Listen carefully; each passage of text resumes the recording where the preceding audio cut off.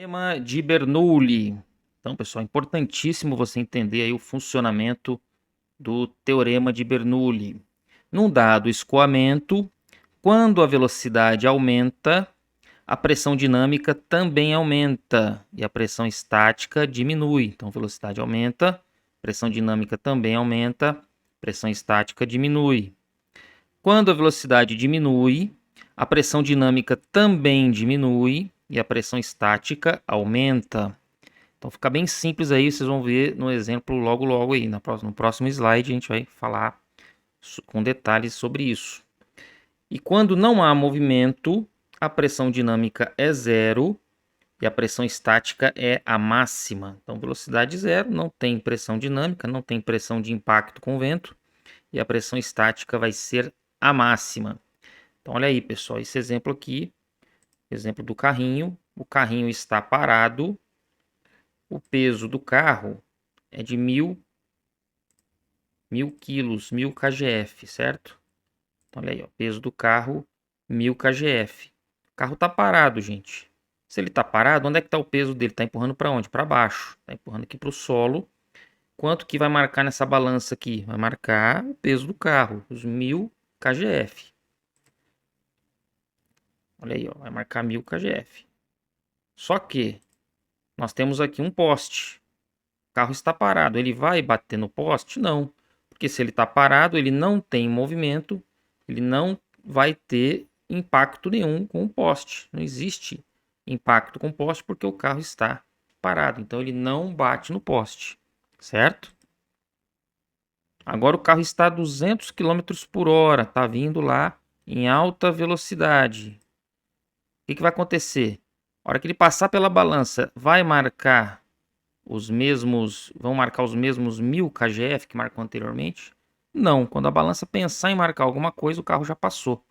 E agora vai ter um impacto violento aí com o poste. Aumentou a velocidade, diminuiu a pressão estática e aumentou o que? A pressão dinâmica, a pressão de impacto, certo? Então, olha aí, ó, quando não há velocidade, a pressão estática é a máxima, vai marcar o máximo possível aqui, que no caso são os 1000 kgf, que é o peso do carro. Vai marcar tudo. À medida que o carro aumentou a velocidade, aí passa a marcar menos. E olha aí, ó, quando ele aumentar a velocidade, o que vai acontecer? Aumentou a velocidade, vai marcar menos aqui na balança, menos de 1000, porém, o que vai aumentar? Vai aumentar a pressão dinâmica, a pressão de impacto, pressão da velocidade. Olha aí, ó, a pressão dinâmica aumenta e a pancada no poste vai ser grande. Então, quando não há velocidade, agora não há velocidade, pressão estática é a máxima e a pressão dinâmica é zero. Não vai, como foi no início, pressão dinâmica é zero porque ele não vai bater no poste, ele não tem velocidade, né? Olha aí, ó, a pressão estática é a máxima e a pressão dinâmica é zero. Quando a velocidade aumenta, a pressão dinâmica aumenta e a pressão estática diminui. Vai marcar menos aqui, porém a pancada, o impacto no poste, olha aí, ó, vai ser violento, vai ser uma pancadona aqui, que a pressão dinâmica aumenta, tá bom? Então fica o exemplo aí do carrinho, né, gente?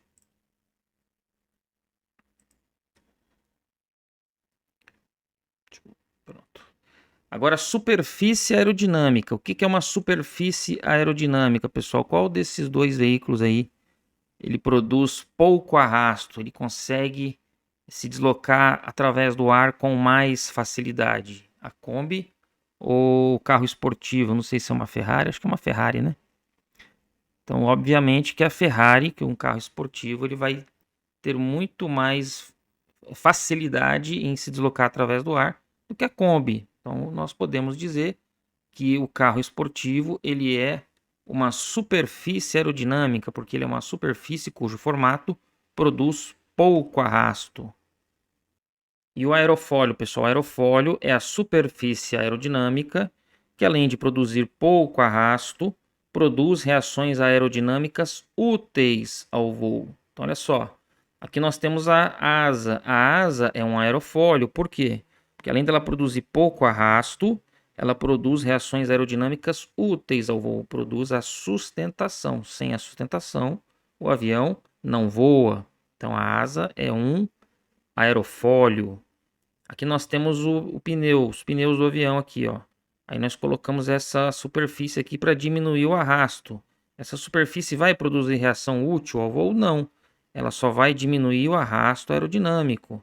Essas polainas aqui nos pneus, ó, para diminuir o arrasto produzido pelos pneus. Então isso aqui é uma superfície aerodinâmica. Essa pontinha aqui que a gente chama de spinner. Se a gente tirar isso aqui, vai ficar um negócio todo quadrado aqui. O fabricante coloca essa pontinha para melhorar a aerodinâmica do avião. Então, isso aqui também, o spinner, é uma superfície aerodinâmica. Já a asa é um aerofólio. Superfície aerodinâmica produz pouco arrasto. Aerofólio produz pouco arrasto, mas também produz reações aerodinâmicas úteis ao voo. Olha aí, ó. Em relação ao arrasto ou resistência ao avanço, dá na mesma, né? Falar resistência ao avanço ou arrasto é a mesma coisa. O que é isso, gente? É a dificuldade que um corpo encontra para se deslocar através de um fluido. Será sempre paralelo ao deslocamento. Então, qual desses dois aqui tem mais arrasto? Tem mais dificuldade de se deslocar através do ar? Obviamente que é a Kombi. Então, a Kombi vai para frente, para onde o arrasto empurra? Para trás. Então, ambas as forças, elas são paralelas, só que uma vai para frente, que é o deslocamento, e o arrasto empurra para trás, ok? Por isso que o arrasto, ele sempre será paralelo ao deslocamento. O arrasto sempre vai no sentido do vento relativo. Se a Kombi vai para frente, lembra que eu falei? O vento relativo não vai para trás? O arrasto também vai para trás, junto com o vento relativo, tá bom? Olha aí, ó, sustentação. O que é a sustentação? É a reação útil gerada pelos aerofólios e é sempre perpendicular, ou seja, está a 90 graus em relação ao deslocamento. Então, se o avião está indo para frente, para onde é a sustentação? 90 graus para cima, tá? Então, a sustentação ela sempre é perpendicular ao deslocamento e ela é a reação útil gerada pelos aerofólios. Aqui um exemplo de superfície aerodinâmica, né? Olha aí, o pneu ele gera. O problema do arrasto, gente, é esse redemoinho que gera atrás. Quanto menos redemoinho tiver atrás, menos arrasto vai ter, tá? Se o ar passar direto, o arrasto vai ser bem menor, arrasto mínimo. Agora, se tiver redemoinho aqui atrás, ó, então aí sim vai vir um arrasto violento. A esfera causa um arrasto médio, porque tem esses redemoinhos aqui. E uma placa plana, olha o tanto de redemoinho que tem aqui. Então, um arrasto grande. Se imaginar a Kombi, se você pegar o desenho da Kombi, ó, olha o tanto de redemoinho que vai formar aqui atrás da Kombi. Já um carro esportivo, o ar ele passa diretamente pelo carro e vai formar um mínimo de redemoinho aqui atrás, tá? Inclusive, a parte traseira, ela tem mais importância de ser mais afilada do que a parte dianteira. É porque por questões estéticas fica meio feio, né? Se você pegar o avião, ó, a traseira dele, ó como é que ela vai afinando bem devagarinho. Ó. Qualquer avião, com exceção dos aviões supersônicos. Agora você pega um Boeing. O Boeing, a frente dele é quase uma bola.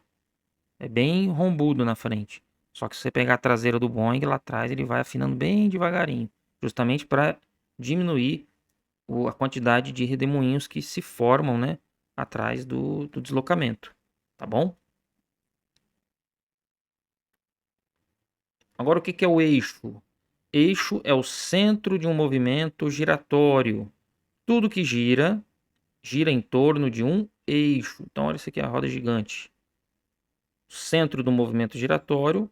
Qual que é o nome disso aqui, pessoal? Eixo, tá? Isso aqui é um eixo real, né? É um pedaço, é uma máquina. Então tem um eixo real aqui que segura uma peça, né? A roda gigante toda. Agora existem eixos imaginários. O eixo terrestre é um eixo imaginário. Não tem aqui uma peça que segura o planeta para ela ficar girando. Ela gira sem essa peça. Mas existe o eixo imaginário da Terra. Então a Terra gira em torno do quê? Do eixo terrestre. E o que é um ângulo? Ângulo é a abertura entre duas linhas ou planos que se unem em um ponto. Então aqui, ó, olha os exemplos de ângulo. Duas linhas e se unem aqui no ponto. Ó.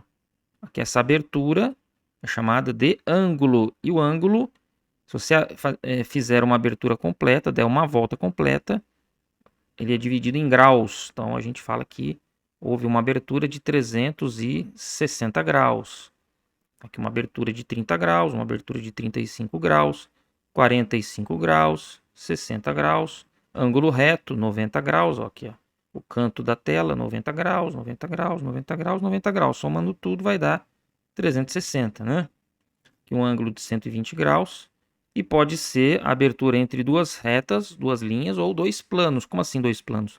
Duas folhas do caderno que se juntam ali na espiral, no meio. Você pega, abre o caderno, abre o notebook. Notebook, quando você abre, você também está formando um ângulo, ok?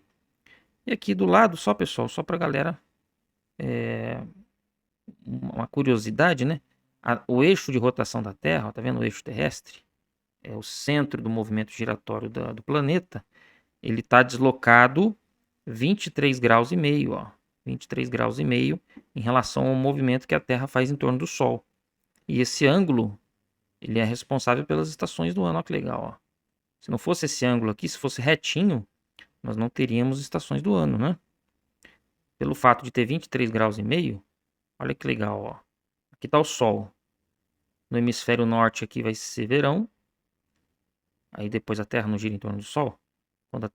Quando chegar aqui, ó, no hemisfério norte vai ser inverno, no hemisfério sul vai ser verão. Aí aqui nós temos aqui a primavera no hemisfério norte e o outono no hemisfério sul. E aqui é o contrário. Aqui depois do verão no hemisfério norte vem o outono e aqui vai ser a primavera no hemisfério sul, porque depois vem o que? Vem o verão no hemisfério sul, tá? Então a Terra girando em torno do Sol com esse ângulo, nós temos aí as estações do ano, ok? Viu como é importante saber ângulo, saber eixo? Agora vamos falar de vetor. O que é vetor? Vetor é uma grandeza. Quando eu falo grandeza, imagina um número, né?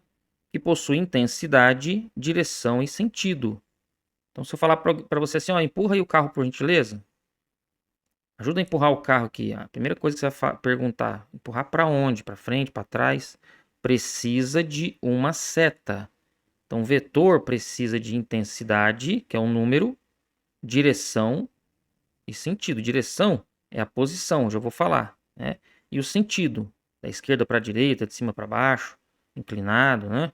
Então, tudo que precisa de uma seta, nós chamamos de vetor. Então, são as grandezas vetoriais, ó, velocidade, deslocamento, aceleração, força, campo elétrico, campo magnético, tudo isso precisa de uma seta, ó, precisa de a representação de que é um vetor, tá bom? Por exemplo, o peso. O peso é um vetor. A gente sabe que o peso é sempre para onde? Sempre para baixo, né? Olha aí, ó. Agora a direção do vetor. Nós temos a direção horizontal, esquece a seta, tá? Poderia ser a seta para o outro lado. Direção horizontal, direção vertical, direção inclinado. Isso é direção. Agora, quando você leva em consideração a seta, aí nós chamamos de sentido. Lembra de seta, começa com S, sentido. Indica de onde vem para onde vai o vetor, representado pela seta. Agora sim, ó. Sentido, direção horizontal, sentido da esquerda para a direita. Direção vertical, sentido de cima para baixo. Direção inclinado, sentido para cima e para a direita, tá? Se você quiser medir os graus aqui também dá para medir. Beleza? Tubo de Venturi. O que é o tubo de Venturi, pessoal? O tubo de Venturi é um tubo de escoamento. Então vai passar um fluido por aqui, normalmente é o ar, né? O ar vai passar por aqui por dentro. E ele possui um estreitamento, uma parte mais estreitinha aqui, ó. E com esse tubo nós comprovamos o teorema de Bernoulli. Quando a velocidade aumenta, a pressão dinâmica também aumenta e a pressão estática diminui. Então, com o tubo de Venturi, você comprova o teorema do Bernoulli. Só lembrar tubo de vento, tubo de Venturi. E o teorema é do Bernoulli, ok? Com o tubo de Venturi, você comprova o teorema de Bernoulli. Isso cai na prova, tá, pessoal? Ó, imagina um rio. E nesse rio houve um estreitamento aqui, ó. Estreitou o rio, tá? O rio ficou mais estreitinho. O que normalmente acontece no estreitamento do rio, pessoal? A água acelera. A água acelera. Por quê? Vamos supor que aqui passa, vamos supor, 20 mil litros de água por minuto. Se passa 20 mil litros de água por minuto aqui, quantos mil litros de água vai passar por aqui por minuto? Também os mesmos 20 mil litros. Só que para passar 20 mil litros de água por aqui, como está muito mais estreito, a água vai ter que acelerar. Então isso aí é importante vocês terem em mente. No estreitamento, o escoamento, a velocidade do escoamento aumenta, acelera. Então ele acelera no escoamento, no estreitamento. Acelera no estreitamento. Aqui o tubo de Venturi, tá? A parte mais estreita. Já vou mostrar para vocês aqui, ó, outro tubo de Venturi. Aqui ele está demonstrando as pressões estáticas, tá? Igual esse outro aqui. Está mostrando que a pressão estática aqui, ela é menor do que aqui. Como aqui a velocidade aumenta, a pressão dinâmica aumenta e a estática diminui. Nós já vamos falar sobre isso. Vamos falar agora. Olha aí, pessoal. Então, nós temos aí um tubo de Venturi, né? Desenho do tubo de Venturi. Eu vou dividir esse tubo em várias áreas. Áreas 1, 2 e 3. Tá? Área 1, 2 e 3. Vou botar a área 4 aqui também. Então vai ficar a área 4 aqui também. O que acontece, pessoal? Esse tubo ele está aberto. Tá? Então, não temos velocidade do ar passando por aqui. O ar está parado tanto no 1, quanto no 2, quanto no 3, quanto no 4.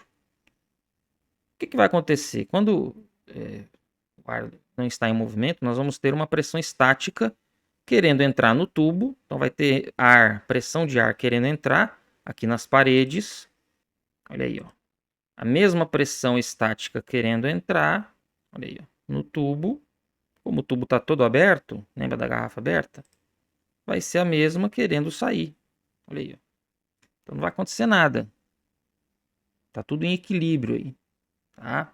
Pressão nas paredes de dentro para fora é a mesma de fora para dentro em todas as áreas do tubo, ok?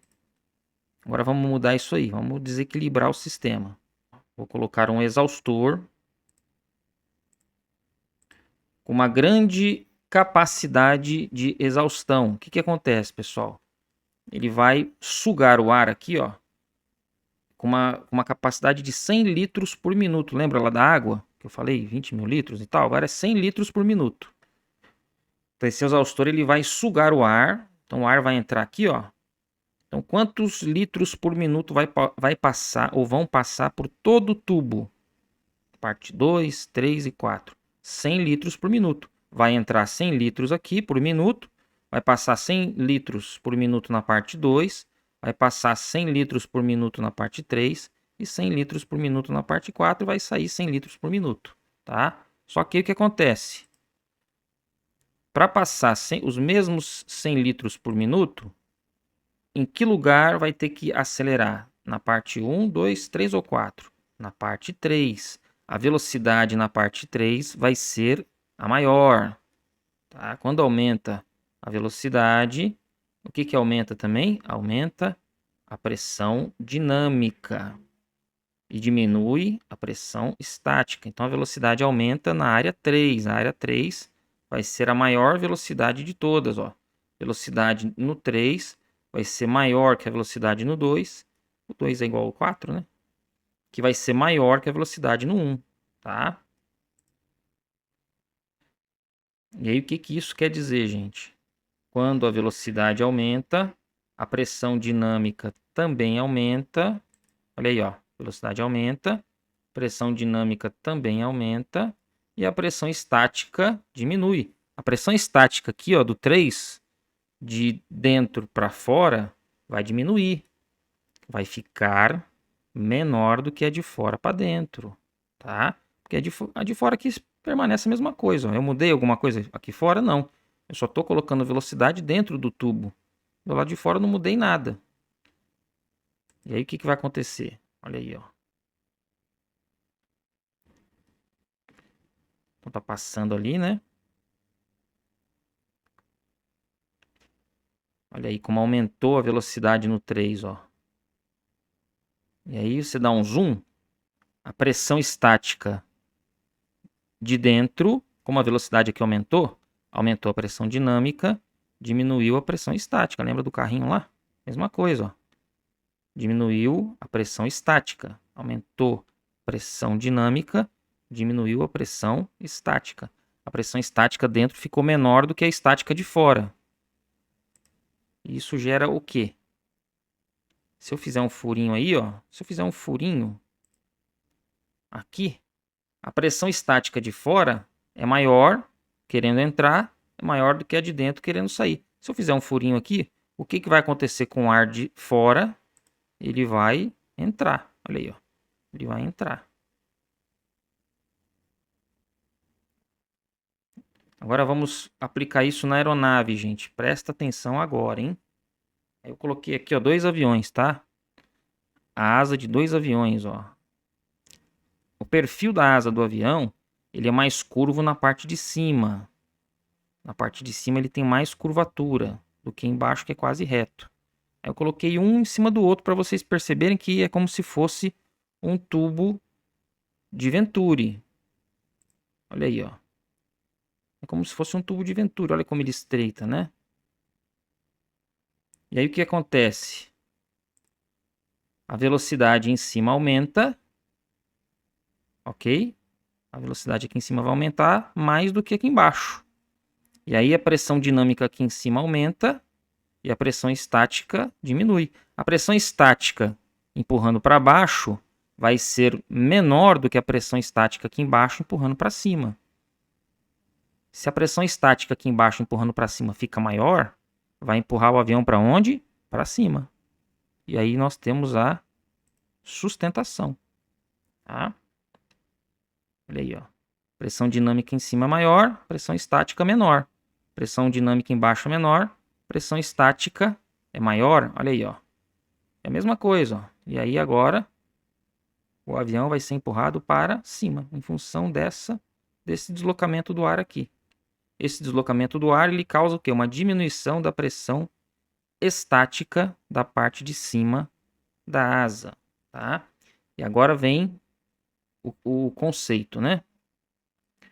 Conclui-se que a sustentação é gerada pela diferença entre as pressões estáticas. Olha aí, gente, isso aqui você tem que saber, tá? Conclui-se que a sustentação é gerada pela diferença entre as pressões estáticas do extradorso, que é a parte de cima, e do intradorso da asa. Pressão estática de baixo a maior empurra a asa e o avião para cima. Isso você tem que saber, tá? Esta força que empurra para cima é chamada resultante aerodinâmica, RA, e tem origem em um ponto chamado centro de pressão, CP. Então presta atenção nesse slide aqui, que isso aqui cai na prova, tá? Onde é aplicada a resultante aerodinâmica? Em um centro chamado centro de pressão, em um ponto chamado centro de pressão. Onde é o ponto de aplicação da resultante aerodinâmica? No centro de pressão. Ok? Resultante aerodinâmica, tá, pessoal? Ela é aplicada no centro de pressão, CP. A resultante aerodinâmica, RA, tem esse nome, pois resulta. Se ela é uma resultante, é porque ela resulta, né? Das componentes sustentação, que empurra a asa para cima, e arrasto, que empurra a asa para trás, logo é uma força inclinada para cima e para trás. Então tem que saber isso aqui. A resultante aerodinâmica ela é o resultado de duas forças. Da sustentação, que empurra para cima, e do arrasto, que empurra para trás. Então ela é uma força inclinada para cima e para trás. Para onde é inclinada a resultante aerodinâmica? Para cima e para trás. Além da sustentação e do arrasto, temos também as forças de tração, que empurram o avião para frente, gerado pelo grupo motopropulsor, né? E peso, que empurra o avião para baixo, gerado pela massa e pela ação da gravidade. Então são 4 forças, né, pessoal? Olha aí, ó. Quem que empurra para frente? A tração, gerada pelo grupo motopropulsor. Quem que empurra para baixo? O centro de gravidade, ou o peso. O peso ele é aplicado no centro de gravidade. E aí nós temos a sustentação. O ar não vai passar pela asa aqui, ó. Olha aqui, ó, o ar passando pela asa. Então gerou toda aquela diferença de pressão. A pressão estática aqui embaixo é maior, empurra para onde? Para cima, gerando a sustentação. Só que como o avião ele, apesar de ser uma superfície aerodinâmica, apesar da asa ser um aerofólio, ele vai ter um arrasto. Tudo tem um arrasto. Não existe nenhum corpo que se desloca pela atmosfera através do ar que não tem arrasto. Então o arrasto vai aparecer e ele empurra para onde? Empurra para trás, ó. Então sustentação empurra para cima e arrasto empurra para trás, ok? A resultante dessas duas forças aqui, ó, sustentação e arrasto, olha aqui, ó, nós chamamos de resultante aerodinâmica. E ela é uma força inclinada para onde? Para cima e para trás. Esse desenho aqui, pessoal, você consegue tirar dezenas de questões da prova da ANAC só com esse desenho aqui. Lembrando que na ANAC não cai desenho. Nem na prova técnica das empresas não tem desenho. Você tem que imaginar. Tudo você vai ter que imaginar. Então, olha só. Por exemplo, onde é aplicada a resultante aerodinâmica? Em um ponto chamado centro de pressão. Qual componente da resultante aerodinâmica é paralela ao vento? Qual que é paralela ao vento? Olha aqui, ó, é o arrasto. Ó, o vento não está vindo? O vento relativo? Olha aqui, ó, o arrasto. D de arrasto, tá? Drag. L de sustentação, lift. Às vezes o pessoal tá vendo esse L aqui e não tá entendendo, né? L de lift. Na aviação a gente usa as iniciais em inglês, tá, pessoal? Drag, lift, tá? Para baixo é W de weight, peso, e T de thrust, tá bom? Então, qual que é a componente da resultante aerodinâmica? Não tem duas componentes, sustentação e arrasto? Qual é a componente paralela ao vento? Arrasto. Qual é a componente da resultante aerodinâmica perpendicular ao vento? 90 graus com o vento. Sustentação. Beleza? Para onde é inclinada a resultante aerodinâmica? Para trás e para cima. Qual é o nome do ponto de aplicação da resultante aerodinâmica? Centro de pressão. Qual é o nome do ponto de aplicação do peso? Centro de gravidade. Qual é o nome da força que produz a tração necessária ao voo? Já está falando. Tração. Beleza? Então, podemos afirmar que as 4 forças que atuam numa aeronave em voo são... Isso aqui é bem resumido, tá, pessoal? Isso aqui é para a prova. Tem muito mais forças, né, que atuam. Mas, basicamente, para a prova, as 4 forças que atuam em uma aeronave em voo são sustentação, L de lift, que empurra para cima, peso, W de weight, que empurra para baixo, tração, T de thrust, que empurra para frente, e arrasto, D de drag, que empurra para trás. Então são essas aqui, ó. Tá? Olha aí, ó. Sustentação, L de lift, peso, W de weight, tração para frente, T de thrust e arrasto, D de drag. Beleza? Tem gente que faz brincadeira com com esse esquema aqui. Para frente são sonhos, para trás é ANAC, né? Enfim. Mas vamos lá. Se vocês procurarem no Google, vocês vão ver um monte de desenho disso aqui com um monte de brincadeira, né? Bom, em uma aeronave, isso aqui cai na prova, tá, pessoal? Em uma aeronave com velocidade constante, temos olha aí, ó, velocidade constante, gente. Velocidade constante Para ter velocidade constante, a tração tem que ser igual ao arrasto. Tração igual ao arrasto. Porque se a tração for maior que o arrasto, a aeronave acelera, ela aumenta a velocidade, ok? E se a tração for menor do que o arrasto, ela desacelera, diminui a velocidade. Para manter a velocidade, ou seja, a velocidade constante, nós temos que ter a tração igual ao arrasto.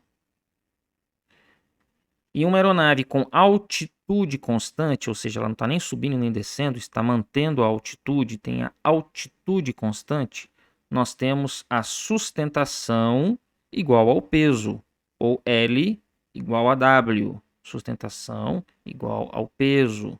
Por quê, pessoal? Se a sustentação for maior que o peso, o avião sobe. Sustentação maior que o peso, a aeronave sobe. Isso aqui cai na prova da ANAC e cai com as letras, tá? Cai com maior e menor, tá, pessoal? Então tem que saber. A boquinha sempre está apontada para o maior, né? A boquinha gulosa sempre para o maior. Então L maior que W. Sustentação maior do que peso. A aeronave sobe. Se a sustentação for menor do que o peso, aqui, ó. Sustentação menor que o peso, tá? A aeronave desce, tá bom? Então, ó, para ter velocidade constante e altitude constante, T é igual a D para velocidade constante e L igual a W para altitude constante, tá? Para ela acelerar, a tração tem que ser maior que arrasto, T maior que D. Para desacelerar, a tração tem que ser menor do que o arrasto. A aeronave subir, a sustentação tem que ser maior que o peso. E para a aeronave descer, a sustentação tem que ser menor do que o peso. Tá bom?